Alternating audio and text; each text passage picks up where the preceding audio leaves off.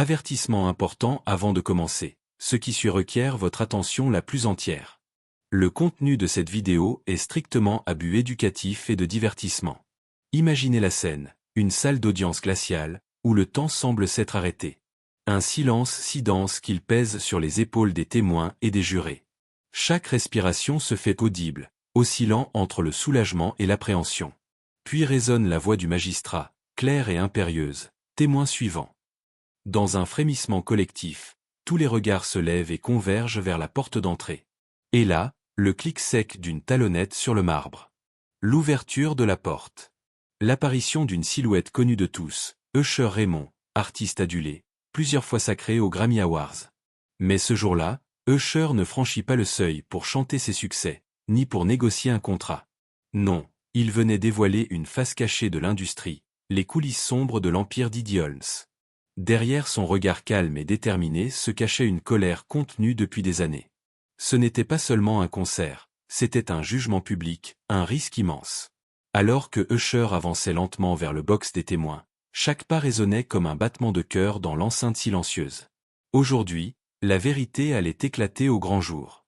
Préparez-vous, ce que vous allez entendre pourrait bien vous choquer, mais il était temps que quelqu'un parle. Pendant des décennies, Cher Raymond a cultivé le silence comme une véritable armure. Sur les plateaux de télévision, il arborait un sourire poli et professionnel, poli comme un costume taillé sur mesure. Aux questions trop personnelles, il répondait par une pirouette, un compliment, une blague, un retour à la musique. Jamais il ne laissait entrevoir le mal-être qui le rongeait. Dans les interviews, ses mots glissaient sur les sujets sensibles. Interrogé sur les rumeurs, il offrait une phrase générique. Confronté à des allégations, il freinait, esquivait, et le débat s'éteignait. Ainsi se construisit une légende, celle d'un mentor généreux, protecteur de jeunes talents. Mais tout cela n'était que façade. Derrière les projecteurs et les flashs, Cher portait un secret trop lourd pour rester enfoui. Son silence, loin de le protéger, l'étouffait. Chaque nuit, il revivait les images insoutenables, replays silencieux dans son esprit, jusqu'à ce que la culpabilité lui dévore l'âme. Aujourd'hui, l'époque des mensonges est révolue. Les couloirs feutrés du tribunal bruissent désormais de révélations fracassantes. Car Diddy Holmes, autrefois intouchable, se retrouve face à des accusations fédérales, trafic, racket, et direction d'une entreprise criminelle. Et Cher, ce jeune protégé muet, saisit enfin son micro. Il a décidé de briser le pacte tacite du silence. Non plus pour chercher vengeance, mais pour libérer sa conscience. Cette vérité me dévorait de l'intérieur, confie-t-il, le regard braqué sur la cour. Je ne pouvais plus endurer ce poids. Ce moment marque la fin de l'armure silencieuse. La naissance d'un témoignage prêt à faire tomber un empire. Fermez les yeux un instant et imaginez. Un matin ordinaire dans la banlieue tranquille où Usher grandissait. Il a tout juste 14 ans, lorsque sa mère l'appelle dans la cuisine. Son regard est sérieux, presque solennel. « Chérie, Diddy Holmes veut te prendre sous son aile à New York. » À ces mots, le cœur de Usher s'est emballé. Il venait de lancer son premier album, déjà acclamé par la critique locale. Ses rêves de gloire semblaient à portée de main, sculptés dans le marbre de son ambition. Quelques semaines plus tard, il se retrouvait sur le quai d'une gare, valise à la main, le regard plein d'espoir. New York. L'immense cité qui, pour lui, symbolisait la promesse d'une carrière fulgurante. Derrière cette invitation, il y avait Eled, un producteur influent convaincu qu'une collaboration avec Diddy Holmes ouvrirait toutes les portes du succès. Usher le considérait comme un père de substitution, un guide capable de lui révéler les secrets de la célébrité. En franchissant les portes du penthouse new-yorkais, il se voyait déjà côtoyer les plus grandes stars, monter sur scène devant des foules en délire. Mais ce mentorat, promis comme un tremplin, se transforma bientôt en plongeon dans l'inconnu. J'étais persuadé que j'allais apprendre les secrets de la célébrité, a-t-il affirmé devant la cour, la voix vibrante d'émotion. Pourtant, à peine avait-il posé le pied dans ce monde que ses rêves tournèrent au cauchemar. Rien n'aurait préparé ce garçon de banlieue à ce qu'il allait découvrir. Et c'est précisément là que commence son véritable témoignage. Imaginez un instant, vous entrez dans un penthouse de Midtown Manhattan, somptueux, baigné par la lumière matinale qui se reflète sur les baies vitrées. Pourtant, l'atmosphère n'a rien de paisible. Sur la grande table de marbre, des flûtes de champagne encore à moitié pleines s'alignent comme des sentinelles silencieuses. À chaque gorgée, une nouvelle intoxication, luxe, ivresse, permissivité. Vous poussez la porte d'une chambre et découvrez un inconnu étendu sur un canapé, la respiration lente, insouciante. Au fond du couloir, une porte entr'ouverte révèle d'autres silhouettes, célébrités à demi vêtues, comme sorties d'un magazine, certaines inconscientes, d'autres simplement trop absorbées par l'instant pour remarquer votre présence. Ce n'est pas un foyer, c'est un théâtre de l'excès permanent. Et au centre de ce décor baroque, Didi Holmes vous sourit, vous accueille avec une bienveillance trouble. Bienvenue au camp d'initiation. À 14 ans, Usher croyait assister à une mise en scène marketing, un simple coup de communication pour affirmer son influence. Mais cet univers n'était pas une scénographie anodine, c'était une immersion totale dans un monde sans barrières ni limites. Chaque pièce devenait un décor où les règles de la bienséance n'existaient plus. On y apprenait par l'absurde, observer sans juger, normaliser l'impossible, laisser le silence recouvrir la gêne et la peur. Ce camp n'était pas un jeu, c'était un rite d'acceptation. Pour appartenir à cet univers, il fallait abandonner toute question, se fondre dans la masse et accepter l'indulgence totale. Usher comprit alors que les bulles de champagne cachaient une vérité plus sombre. Sous les verres scintillants se dissimulait un piège, une stratégie de contrôle où le plaisir se muait en soumission. Usher n'était pas venu à New York pour simplement siroter du champagne dans un pantouse. Il était là pour apprendre, grandir, devenir un artiste accompli. Mais très vite, le mentorat promis s'est mué en un spectacle troublant. Au lieu de cours de chant, il découvrit un programme sans partition. Didi l'encourageait à rester en retrait, à enregistrer chaque geste, chaque sourire, sans jamais poser la moindre question. « Regarde et apprends », lui répétait-il, le regard vif, la voix à peine un souffle. C'est ici que tu trouveras la vraie école de la vie, dans la fête, dans le luxe, dans la manière dont on peut plier le monde à sa volonté. Usher passait ses journées à observer, les rires complices autour des flûtes de champagne, les invités triés sur le volet, mannequins effilés, musiciens assoupis, visages masqués. Tout devenait son manuel, la posture, le silence, la façon de paraître indifférent. À chaque soirée, la consigne restait la même. Ne pose pas de questions, ne cherche pas à comprendre, absorbe le décor. C'est comme ça qu'on procède. Tu ne poses pas de questions, tu regardes, tu apprends en observant.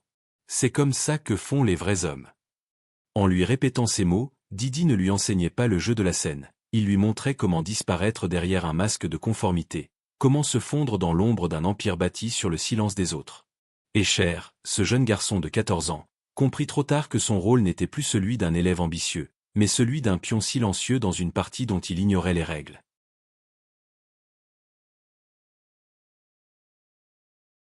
Quelques jours après son immersion forcée dans le camp d'initiation, Usé sombra dans un sommeil agité. Mais vers 3 heures du matin, un frisson le tira de son lit. Un cliquetis de pas effleurant le parquet. Des silhouettes masquées glissant dans l'obscurité. Une musique lente et obsédante, comme un murmure venu d'un autre monde. Usher, le cœur tambourinant, s'extrait de sa couverture et avance à tâtons dans le couloir. Des bougies alignées sur le rebord des portes jettent une lumière vacillante, projetant des ombres dansantes sur les murs. À la lisière du salon, il découvre un spectacle qu'aucun adolescent n'aurait dû voir. Des hommes et des femmes, masqués eux aussi, disposés selon un ordre précis. Certains regardaient des écrans, d'autres annotaient des listes, pendant que d'autres encore s'abandonnaient, immobiles. Des caméras installées dans chaque angle captaient le moindre geste, la moindre expression. Tout était orchestré, chorégraphié, sous le regard indifférent de Didi, assis sur un fauteuil comme un metteur en scène impassible. Un voile de malaise déchira l'esprit de Usher. « J'ai pensé que j'étais peut-être tombé sur un plateau de tournage », raconta-t-il plus tard. Mais ce n'était pas une fiction. C'était réel. Un murmure, « Retourne te coucher ». Un ordre sec, sans appel. Usher recula, le souffle court. Les flammes vacillèrent alors qu'il rebroussait chemin. Cette nuit-là, le sommeil le fuya. Les images se réimprimèrent dans son esprit, gravées à jamais. Usher comprit que tout ce qu'il avait cru savoir sur le luxe et la fête n'était qu'un leurre. Sous l'apparence du glamour, il venait d'apercevoir l'envers d'un monde tissé de contrôle et de peur. Ce rituel nocturne n'était pas une simple orgie, c'était un mécanisme de pouvoir, une démonstration silencieuse de qui détenait vraiment les rênes. Et pour Usher, c'était le moment précis où l'illusion s'est brisée. Usher avait grandi dans un cocon protecteur, une mère aimante, un label prêt à défendre son nouveau prodige. Pourtant, aucune main ne l'a jamais prévenu du véritable piège. Ni sa maison de disques, qui voyait en lui la prochaine star à propulser au sommet des charts. Elle ne l'a pas mis en garde contre les ombres tapies derrière les paillettes. Ni sa mère, qui croyait qu'un mentor comme Didi Holmes serait la clé de son destin. Elle ne soupçonnait pas que ce « bienfaiteur » avait ses propres desseins sombrement calculés. Et pas un initié de l'industrie, pas un conseiller, pas un manager n'a soufflé mot de l'envers du décor. Car dans ce monde-là, le silence n'est pas seulement une absence, c'est une condition. Les gens pensaient que Didi était excentrique, raconta Usher devant la cour, comme pour expliquer l'indifférence générale. Mais cette excentricité cachait un pouvoir silencieux et total. Un pouvoir qui se manifestait sans éclat, un mot susurré, un regard appuyé, une pause calculée. Le message était clair, si Didi ne vous appréciait pas, votre carrière se figeait. Vos projets s'évaporaient. Vos contrats demeuraient lettres mortes. Et inversement, si vous obteniez son approbation, le mutisme devenait la condition sine qua non. Votre réussite dépendait de votre capacité à fermer les lèvres, à courber l'échine, à devenir complice du secret.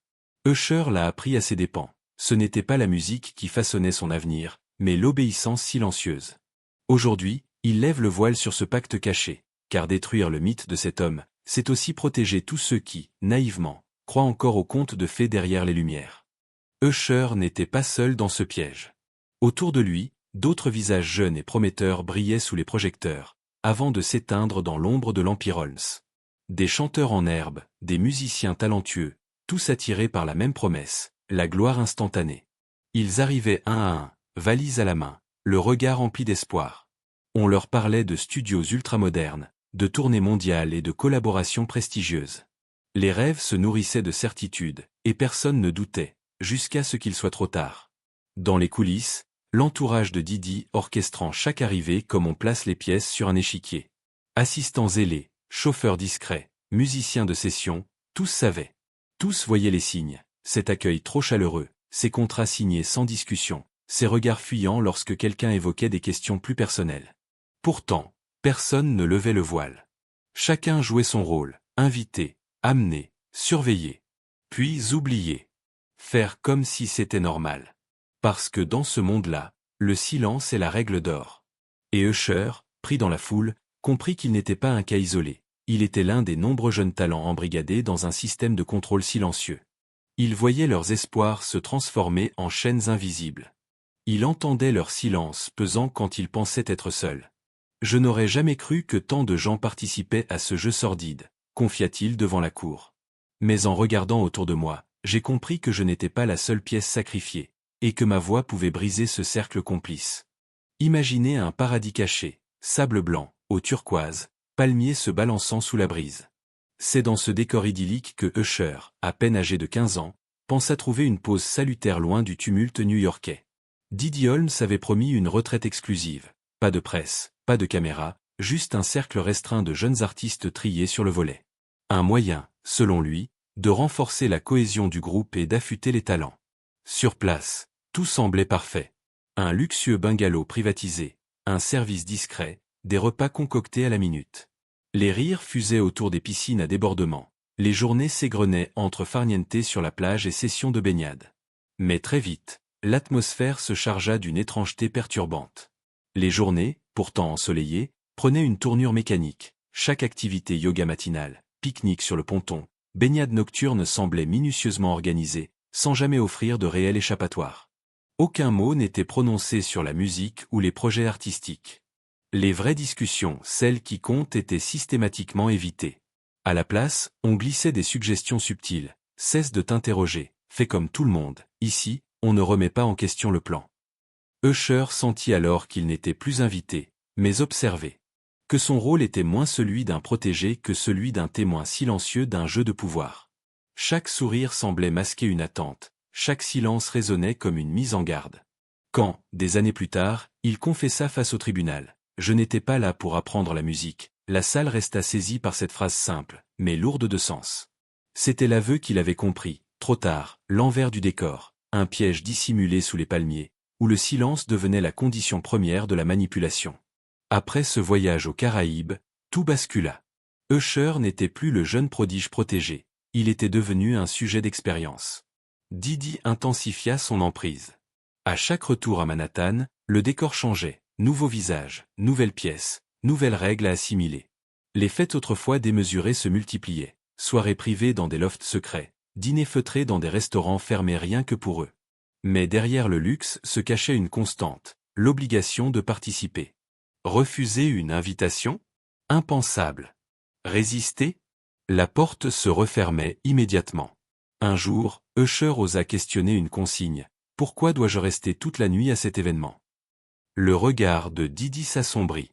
Sans un mot, il fit signe à l'un de ses hommes de main qui murmura « Tu oublies vite d'où tu viens ». Et la leçon était claire, on ne mord pas la main qui nous nourrit. Souviens-toi de qui t'a donné cette vie. Ces mots résonnaient comme un verdict. À chaque infraction, même un simple retard ou une hésitation, Cher sentait l'étau se resserrer. Petit à petit, il perdit toute marge de manœuvre. Ses déplacements, ses rencontres, ses discussions étaient minutieusement orchestrées. Le luxe se muait en prison dorée, où l'obéissance devenait la seule issue. Un soir, épuisé, Cher se dressa face à Didi, ses mots portés par l'indignation. « Tu ne m'as pas donné cette vie. Tu m'as donné des cauchemars. » Silence. Un silence lourd, chargé de la violence de la vérité. C'était la première fois qu'il parlait ainsi, la première fissure dans le mur de son silence. Et dans cette fissure commençait à s'infiltrer la lumière de la révolte. Merci d'avoir suivi ce témoignage bouleversant jusqu'au bout. Si cette vidéo vous a éclairé et touché, n'oubliez pas de laisser un like, ça m'encourage énormément. Pour ne rien manquer des prochaines révélations et enquêtes, abonnez-vous et activez la cloche de notification cloche. Partagez vos impressions et vos questions en commentaire, je vous répondrai avec plaisir. À très vite pour de nouvelles enquêtes.